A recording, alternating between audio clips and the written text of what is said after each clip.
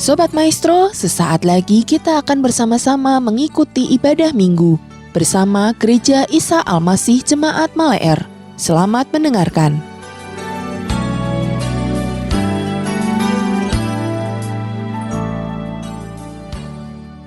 Kau Allah yang besar, Kau Allah yang setia, dan Kau Allah yang tidak pernah meninggalkan setiap kami, Tuhan. Haleluya. Saya percaya Tuhan boleh hadir. Dia Allah yang selalu menyertai kehidupan setiap kita.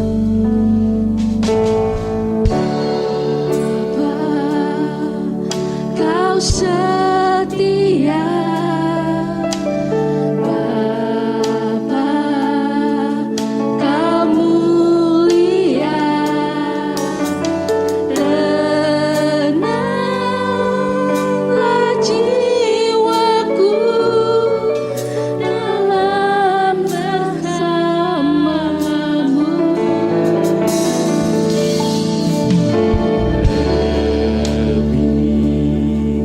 Dari harta Kaulah segalanya.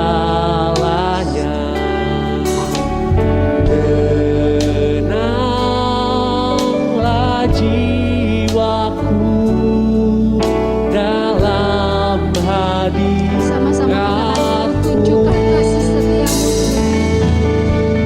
Kau tunjukkan kasih setiamu. Kau menyediakan yang ku perlu. Kau setia, Kau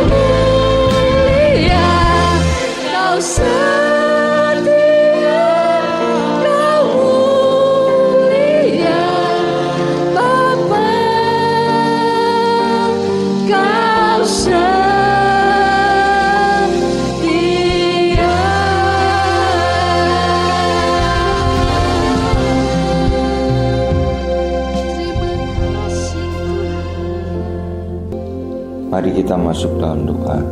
Benar Tuhan, Engkau Bapa yang setia, Bapa yang selalu menyediakan segala yang kami perlukan.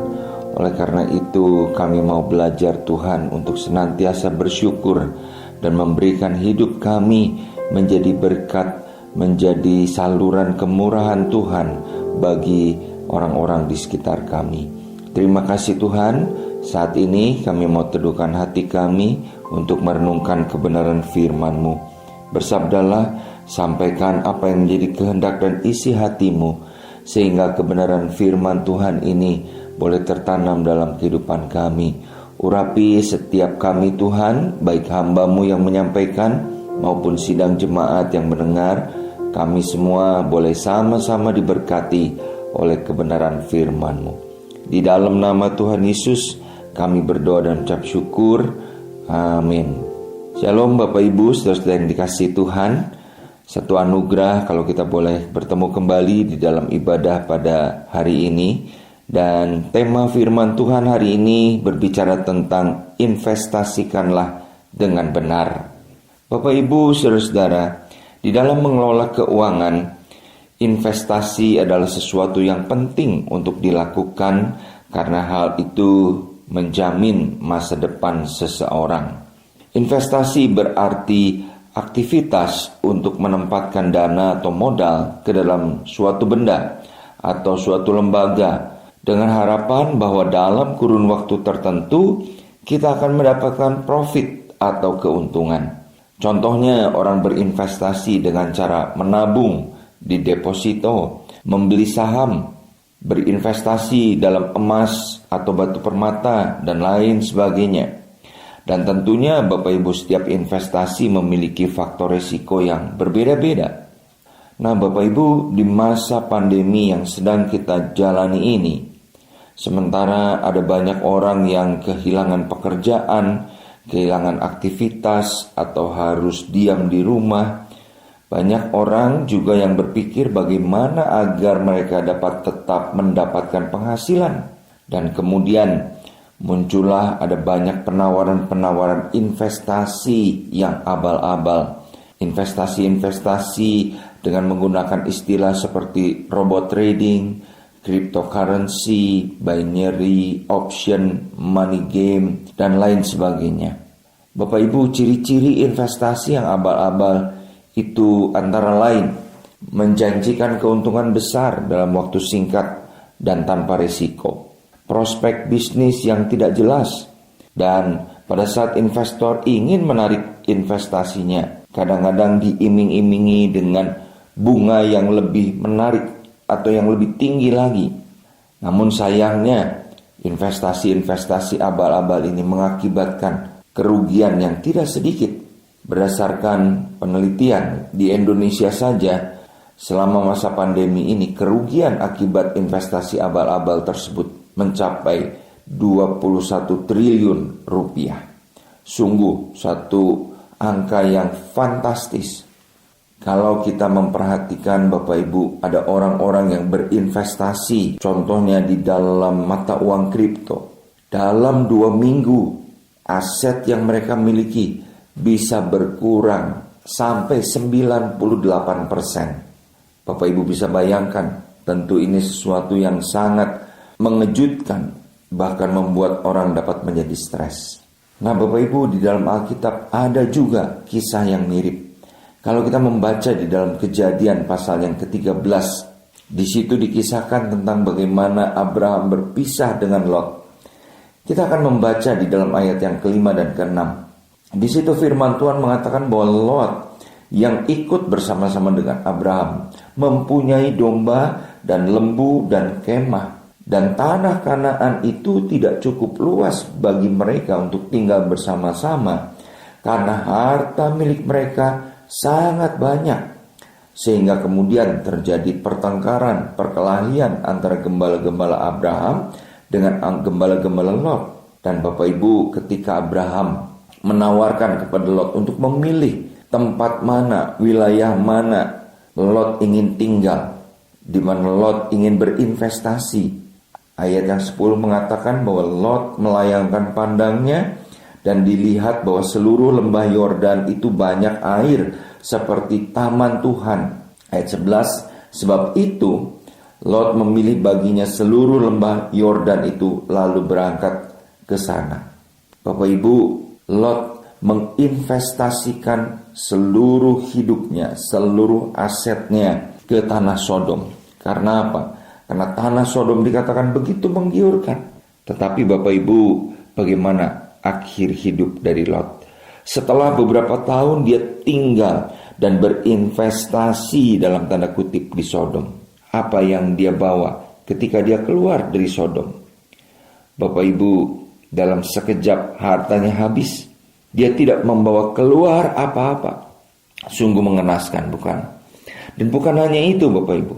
Keputusan untuk tinggal dan berinvestasi di Sodom bukan hanya membuat hartanya habis, tetapi juga membuat pola pikir atau gaya hidup keluarganya, khususnya anak-anak gadisnya, menjadi sangat liar dan hidup tanpa pikir panjang. Mereka tidur dengan ayahnya demi mendapatkan keturunan. Sungguh mengenaskan. Bapak Ibu saudara-saudara yang dikasihi Tuhan, bagaimana kita menginvestasikan hidup kita? Entah itu waktu kita, talenta kita, bahkan uang kita. Tentu sebagai anak-anak Tuhan boleh saja kita berinvestasi untuk hal-hal lahiriah seperti yang saya singgung di atas. Namun saya ingin mengingatkan juga bahwa penting untuk kita memikirkan apakah kita mempunyai investasi yang bernilai kekal, investasi di dalam kerajaan Allah. Jangan sampai kita hanya memiliki investasi di dunia ini, tetapi kita tidak memiliki investasi atau harta di dalam kerajaan surga. Mengapa hal ini penting? Pertama, Bapak Ibu, firman Tuhan mengatakan karena menyimpan harta di dunia ini tidaklah kekal. Dalam Matius 6 ayat yang ke-19, Tuhan Yesus berkata, janganlah kamu mengumpulkan harta di bumi ini. Di bumi ngengat dan karat merusakkannya, dan pencuri membongkar serta mencurinya. Bapak Ibu saudara-saudara, harta di dunia amat mudah rusak dan hilang. Seperti tadi yang saya katakan, bahwa ada orang-orang yang berinvestasi dalam mata uang kripto dalam 2 minggu mengalami penurunan yang begitu drastis, hampir boleh dikatakan habis sama sekali. Bagaimana mungkin? Ya, itulah keadaan dunia ini. Bapak Ibu, harta yang kita simpan, harta yang kita investasikan bisa dengan mudah untuk rusak atau hilang. Seringkali kita bekerja begitu keras untuk mendapatkan sesuatu, namun karena satu dan lain hal, apa yang kita kumpulkan itu, yang kita raih dengan kerja keras, dengan berjerih lelah, bisa hilang begitu saja. Dan Bapak Ibu, tidak sedikit orang yang menjadi stres, bahkan kemudian mengalami stroke, mengalami sakit penyakit. Karena apa? Karena segala usaha yang dikumpulkan itu lenyap begitu saja. Tuhan tidak ingin tentunya usaha kita ini hilang percuma dan sia-sia. Oleh karena itu, Tuhan mengajarkan kepada kita, bukan hanya memiliki harta di dunia ini, tetapi kita juga dapat mengkonversi atau mengubah harta yang fana ini menjadi sesuatu yang bernilai kekal. Apa sesuatu yang bernilai kekal itu? Bapak Ibu, kita bisa menginvestasikan hidup kita, waktu kita, talenta kita, bahkan uang kita, harta kita, dengan menjadi berkat, berdampak kepada orang-orang di sekitar kita. Minggu lalu kita sudah diingatkan oleh firman Tuhan. Ada begitu banyak orang yang sangat kikir, tidak peduli dengan kebutuhan orang lain, tidak peduli dengan keadaan orang-orang di sekitarnya, bahkan keluarganya sendiri. Tetapi kita belajar, Bapak Ibu, saudara-saudara, bahwa kalau kita dapat membantu orang-orang di sekitar kita, memberi kepada orang-orang yang membutuhkan, kita sudah menginvestasikan sebagian daripada apa yang kita punya di dunia ini untuk sesuatu yang bernilai kekal. Nah Bapak Ibu, kemudian yang kedua, mengapa penting untuk kita berinvestasi di dalam hal-hal yang bernilai kekal? Karena menyimpan harta di surga membuat hati kita tidak terikat pada dunia ini. Di dalam Matius 6 ayat yang ke-20 dan 21 mengatakan, tetapi kumpulkanlah bagimu harta di surga. Di surga ngengat dan karat tidak merusakkannya, dan pencuri tidak membongkar serta mencurinya. Karena di mana hartamu berada, di situ juga hatimu berada. Bapak Ibu, Tuhan Yesus berkata bahwa kalau kita menginvestasikan harta kita hanya di dunia ini saja, maka hati kita akan terus berada di dalam dunia ini. Selanjutnya Tuhan Yesus berkata di dalam ayat yang ke-24, seseorang itu tidak dapat mengabdi kepada dua tuan. Karena kalau demikian, ia akan membenci yang seorang dan mengasihi yang lain, atau setia kepada seseorang dan tidak mengindahkan yang lain. Selanjutnya Tuhan Yesus memberi penegasan bahwa kita tidak dapat mengabdi kepada Allah dan kepada Mammon. Bapak Ibu, ada sebuah quotes yang berkata, uang itu adalah hamba yang baik, tetapi tuan yang sangat kejam. Ya. Nah, kalau hati kita terikat kepada uang Bapak Ibu, maka kita akan diperbudaknya. Karena uang itu adalah tuan yang kejam. Nah, bagaimana sekarang pertanyaannya, kita dapat mengukur apakah kita ini sudah menjadi hamba uang atau kita dapat menjadi tuan atas uang kita? Mari kita renungkan ciri-cirinya. Pertama, apakah kita begitu sayang dengan harta benda kita sehingga kita tidak dapat berbagi atau memberi? Apakah kita begitu memegang erat properti, dana yang kita miliki, sehingga kita tidak sedikit pun mempunyai hati untuk membantu orang yang berkekurangan? Bapak Ibu, saudara-saudara, kalau itu yang terjadi, berarti kita sudah terikat kepada Mammon. Di dalam ibadah 2 minggu yang lalu, kita juga diingatkan bahwa orang-orang yang menunjukkan kemurahan hati itu adalah ciri orang-orang yang dewasa secara rohani. Bapak Ibu, saudara-saudara, di mana hati kita berada saat ini? Kalau kita menempatkan harta kita di dalam kerajaan surga, maka saya percaya hati kita pun akan rindu, akan terpaut kepada harta kita di dalam kerajaan surga.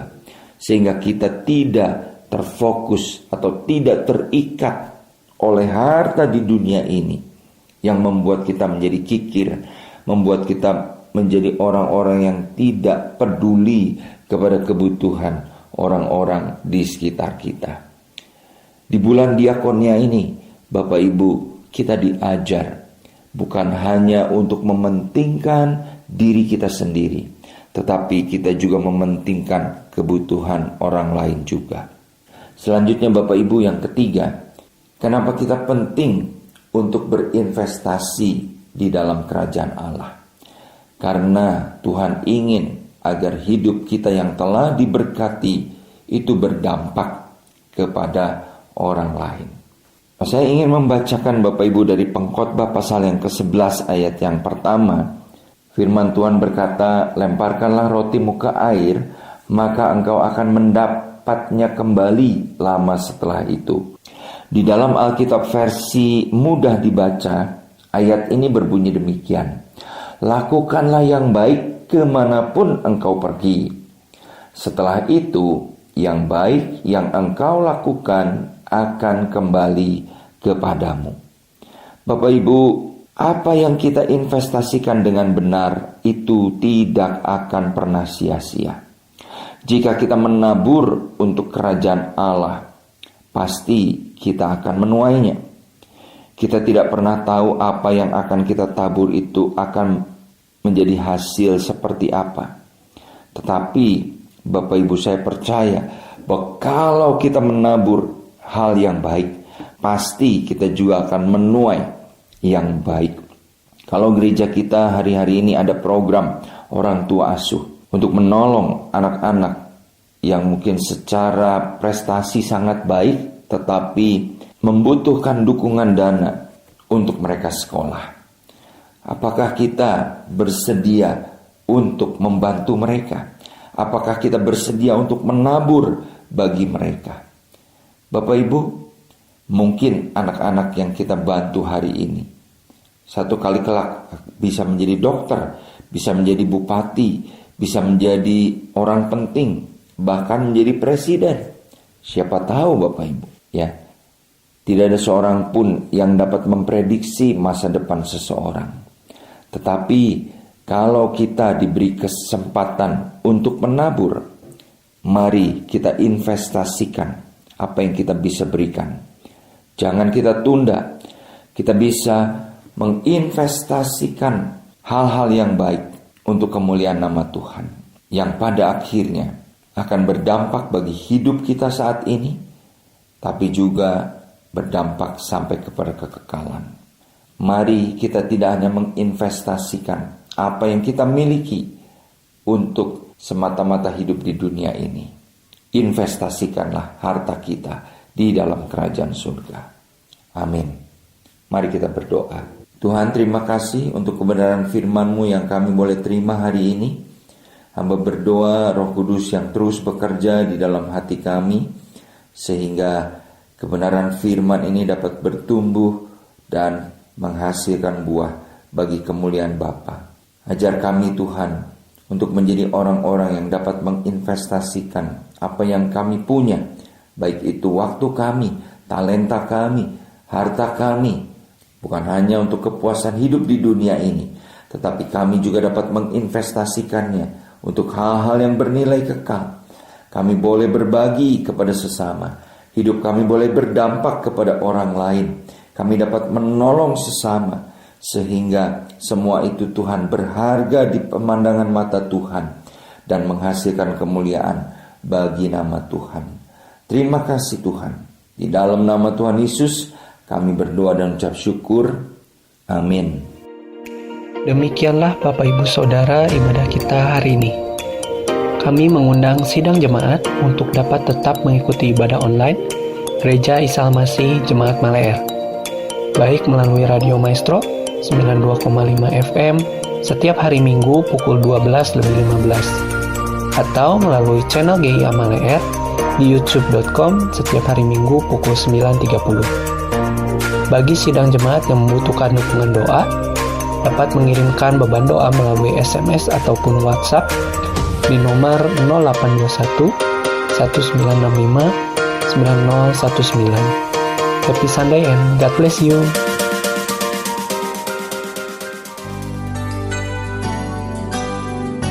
Sobat Maestro, Anda baru saja mendengarkan ibadah minggu bersama Gereja Isa Al-Masih Jemaat Maleer. Terima kasih atas kebersamaan Anda. Selamat hari Minggu dan Tuhan memberkati.